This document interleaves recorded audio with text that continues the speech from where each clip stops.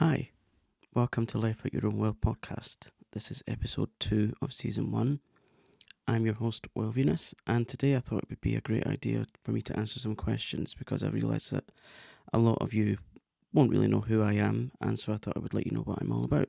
Because I do realise that I will have some brand new listeners that have no idea who I am. I already am a face and voice on the internet with well over 300 people in the world who know who I am. Yeah, so I realise there'll be some new listeners who'll be dying to get to know who and what I'm all about. So here we go. Get comfy or uncomfy, whatever steams you put in. I don't know. Do you listen to me on your way to work, or do you listen to me to send you to sleep? Because I have been known to send people into a coma. So here we go with the questions. These are a combination of questions that I've asked my friends to submit and some people that follow me to submit, and some that I've picked myself from the internet. So here we go. Question 1. How are you doing today? For real? For real. Yeah, that's a question that we don't ask people enough. How are you doing? And really listen to their answer.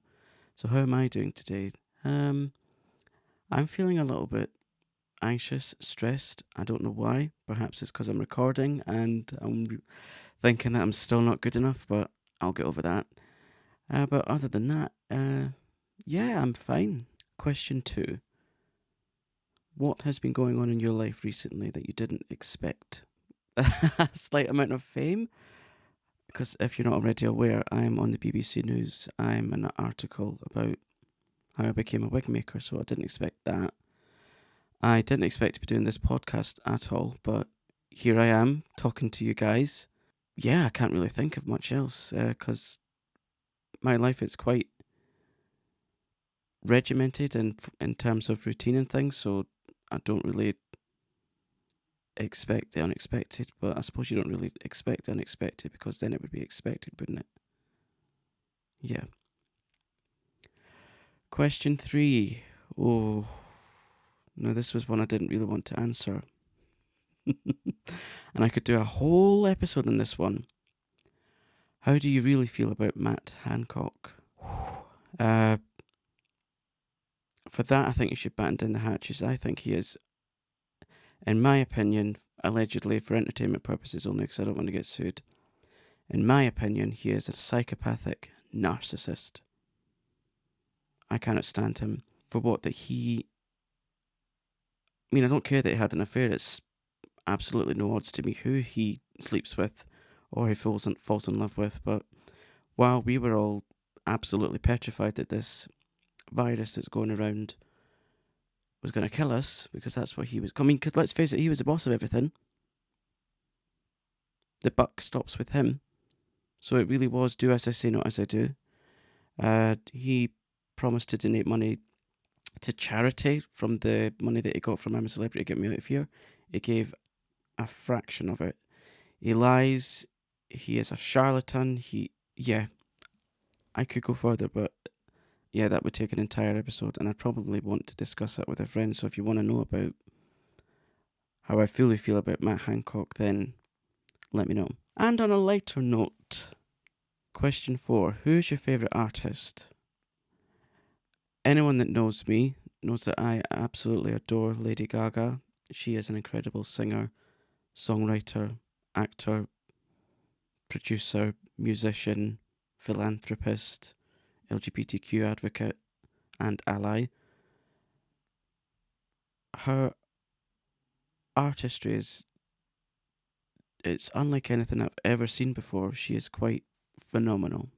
Yeah, she is phenomenal. And she's also responsible for quite a lot in my life. I met my now husband through her. She encouraged me to free the artist within me. I'm now a wig maker, and I cannot tell you how I absolutely enjoy my job. It's incredible. Yeah, so who's my favourite artist? Lady Gaga. Question 5. What is your favourite drink? My favourite soft drink is Iron Brew Extra. I don't like the other ones because one's full of sugar and the other one is tasteless. It has to be the extra one, so Iron Brew Extra. I have that almost every day.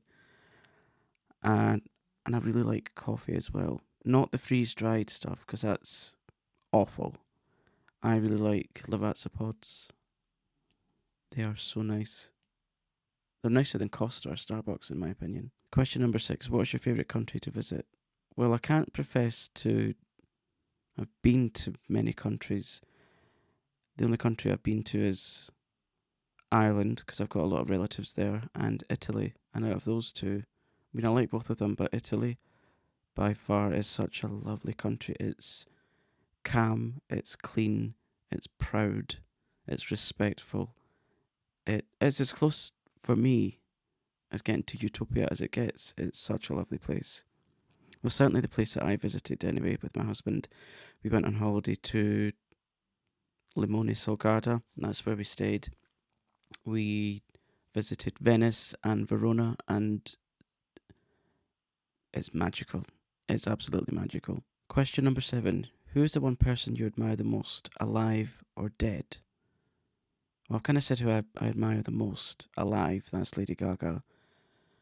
The person who I admire the most who is dead is probably Princess Diana. She broke so many barriers when she was around. She did so much good for the world when she was here. I truly believe that if she was still here, then the world would be a completely different place. She just had, she had her faults, as we all do, but she just had this magnetism, this aura about her that no one else can compete with. Yeah, I would love to have met her. Question 8. Who did you want to be when you were growing up? I didn't really want to be anyone when I was growing up, other than just be a normal person. Because when I was growing up, I was always told, oh, you're weird, you're shy, you are unsociable. But I didn't know at the time I was autistic. So all I wanted to be was just a normal functioning adult with friends. I didn't have a lot of friends growing up. And no, that's not a woe is me podcast episode. I'm just saying it as it is, because this is a real life podcast. Yeah, and just also to say, this podcast is not going to be about anything specific. It's just going to be about things that I really enjoy talking about and that I feel aren't talked about enough. So yeah, I just thought I should let you know that. Question number 9. What motivates you in the morning? Are you driven by money, success, or relationships? Well, when I get up in the morning, it's not a pretty sight. It takes a lot to me. I am not a morning person. Don't text me, don't call me, don't email me, don't message me at all in the morning, because I am nobody until like the afternoon. But what motivates me is success. I am driven by money. It's okay to be driven by money. Money makes things a whole lot easier. It makes life a lot more pleasant. But it doesn't bring you happiness, in my opinion. I do look for success because I spent so many years, through my alcoholism, wasting time. And so now I cherish every moment that I have, and I just strive for success because I want to make a better life for myself and my family. I am very driven these days, very driven. I don't like to let anything hold me back. And if I find a barrier, I'll find a way around it, because I've only got a very finite amount of time on this world, as we all have. Tomorrow isn't promised to anyone. So yeah, I am very driven by success. Am I driven by relationships? Yeah, I like to have friends, but I don't have a huge circle of friends, because it's not manageable, is it? Yeah, so that's what motivates me in the morning. Are you an introvert or an extrovert? Definitely an introvert. I like my own company. I don't like attention being on me, which is quite ironic since I'm a podcaster and YouTuber. But yeah, I'm definitely an introvert. Number 11. What is your spirit animal? Now, when I was researching these questions, I didn't know what that meant. So I had to go onto this website online, answer about 30 questions or something like that. And apparently my spirit animal is a crow. I'm not sure what to make of that, but I'm sure you could get in touch and let me know. You could leave me a comment on Instagram or something, or send an email. The email's in the show notes. Number 12. Are you a night owl or an night owl or an early bird. Definitely a night owl. I come alive at night. I thrive at night. I'm more productive at night.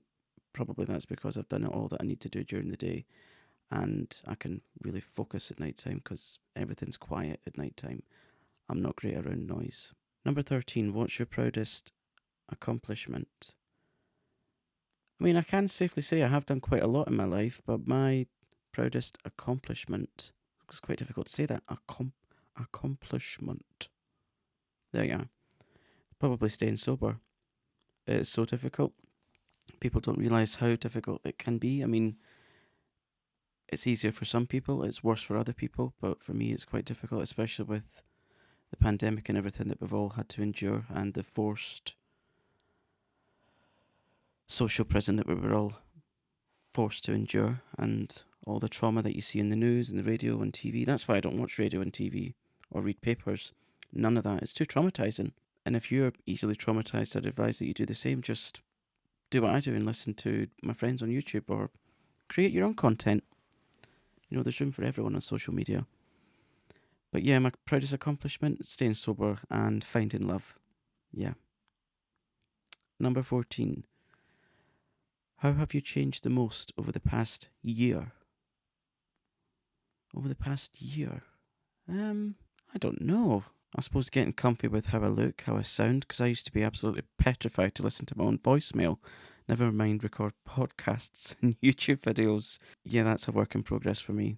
But people seem to like my voice. For why, I don't know. I find it... Yeah, I don't really like my voice, but I'm stuck with it. There's nothing I can do about my voice. Unless I change a bit. No, I can't do that. Yeah, life for me, it's a progress every day. Yeah, I work on myself every day. What's your favourite season of the year? Winter.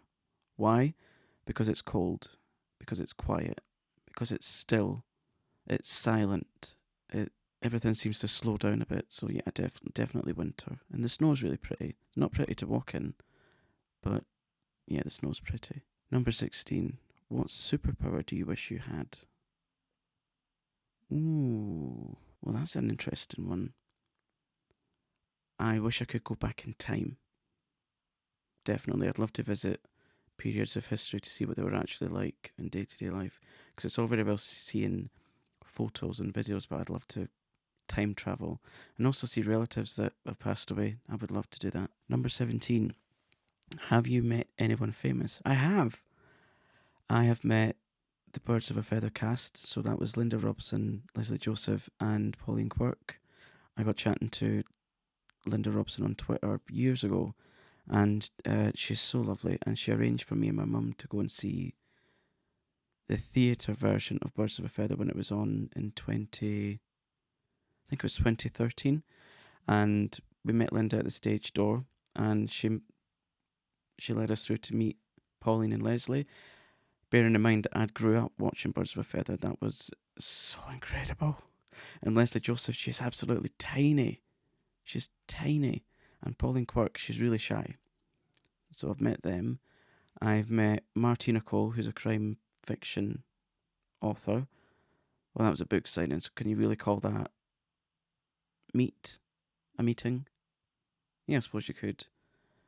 I almost, God, I almost met Nadia Sawalha. She was with Kaye Adams when she was doing, Kaye Adams is a presenter on Loose Women. She's a broadcaster and podcaster, and so is Nadia Sawalha. And Nadia Sawalha is also a YouTuber. And we went to see Kaye Adams, I think the show was called How to Be 60. And we were like a foot and a half away from them, and I got so starstruck. I didn't know what the hell to say. And Nadia and Kate probably thought I was some weirdo because I was just hovering around and I didn't know what to say. And I was starstruck. So Nadia and Kate, if you ever listen to this, which I doubt you will, that weirdo standing with with their husband that didn't say anything, that was me. I was starstruck, and yeah, I would love to meet you someday. That would be lovely. Who else have I met? I met Sheridan Smith. Or at least I think it was her. The reason I say I think it was her, I was at a gay club a gay club in Edinburgh called CC Blooms, and I believe it was her that was there, and she bought me a drink. She had a bit of a dance. We had a cigarette outside together, and I can't really remember much else about the night because I was very drunk. It was in my drinking days, but she was very nice, from what I can remember. If it was her, unless it was like a lookalike, doppelganger, but she was very nice. And Sheridan Smith, she's such a talented actress and singer. So yeah, I've met Sheridan Smith. Who else have I met? Oh, there's probably other people that I've met that I can't think of right now, so in a future podcast, I'll come back to that one and tell you. Question 18, who has had the most influence in your life? Day to day, that's probably my husband. He is such an inspiration to me because he always surprises me. When I think he's capable of one thing, he goes and does another. And he always encourages me to follow my dreams.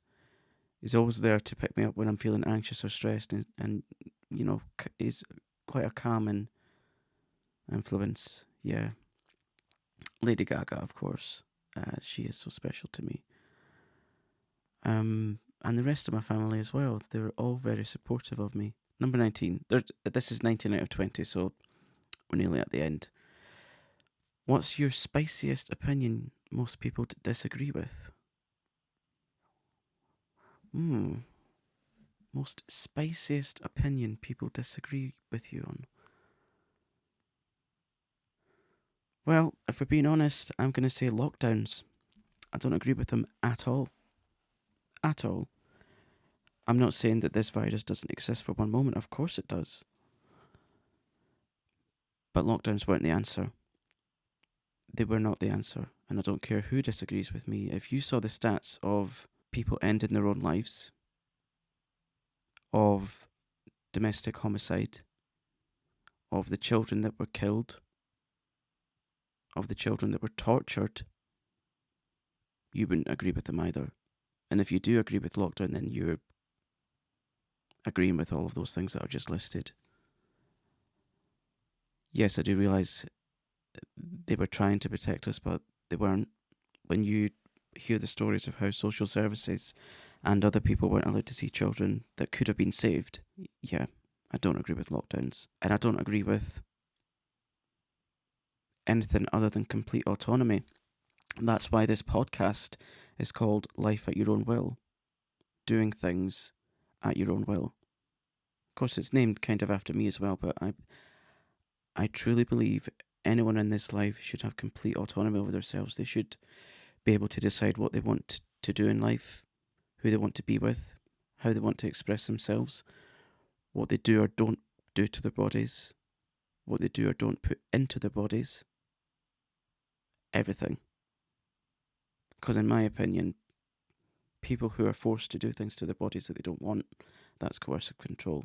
And that's actually illegal where I live. Yeah.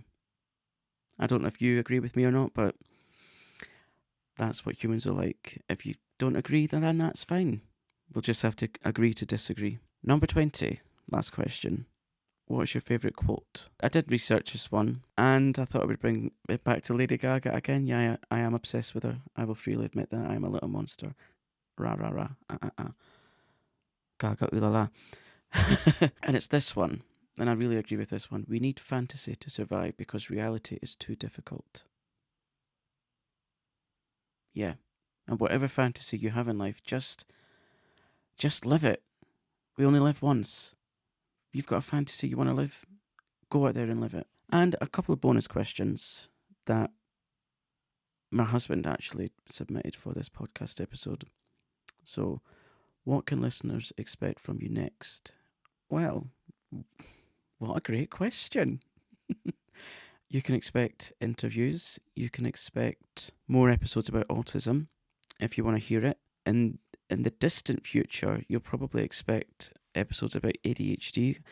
I've just started the process of being assessed for that because I believe I have that, but it might take about 2 years for me to be even seen for the first time because the NHS waiting list where I live, because it's very much a postcode lottery. The waiting lists are ridiculous. So yeah, you can expect things about ADHD. You can expect to hear things about LGBTQ plus related things. For instance, I've got an episode coming up which will be about growing up queer, growing up autistic. And you can expect lots of funny interviews as well, because I don't want to keep it all about doom and gloom. I like to make things light and jovial where and when I can. Where else can people find you? What a great question as well. You can find me on Instagram by searching at willvenus_, or the dedicated page for the podcast, which is at Life at Your Own Will. That's on Instagram too. You can find me on YouTube. I'm a YouTuber. I have my vlogging and makeup channel, which is at willvenusuk. That's the handle for that one. I have my wig making page, which is at Aphrodite Postiche. Or I have Will Venus Autistic, where you can see me talking about autistic things. Or you can email me, which is listed in the show notes. And what's one piece of advice that you would like to part with? Talk about putting me on the spot. And that's a really broad question, isn't it? I would say free yourself from your fears, and your fears will become your strength. Yeah, I know that's really hard for some people to comprehend and also to do. But I know this from personal experience. If you've got a fear, overcome it. And then one day you'll laugh at your fear and think, why the hell didn't I get over this fear soon enough? Honestly, once you set yourself free from your fears, it is arguably the most liberating and joyous thing a human being can experience. Honestly. So that brings me to the end of this episode for the podcast, which has been episode 2 of season 1. You can catch episode 1 and the trailer that I did somewhere. I can't think of the word for where you find it right now. It's gone right out of my head, which is a classic ADHD trait. But I thought instead of leaving you with a bit of nonsensical advice, I would leave you with a favourite line from my all-time favourite TV character. And it's from a show called Footballers' Wives, which was on from 2002 to 2006 in the UK, and the character is Tanya Turner.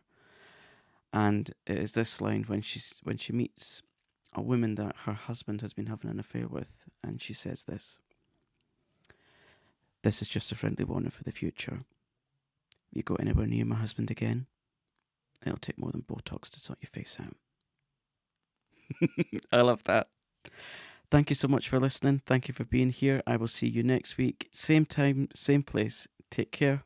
Bye. Hi. Please remember to follow the podcast, and if you've enjoyed this, do leave me a review and share with your friends. Bye. Bye.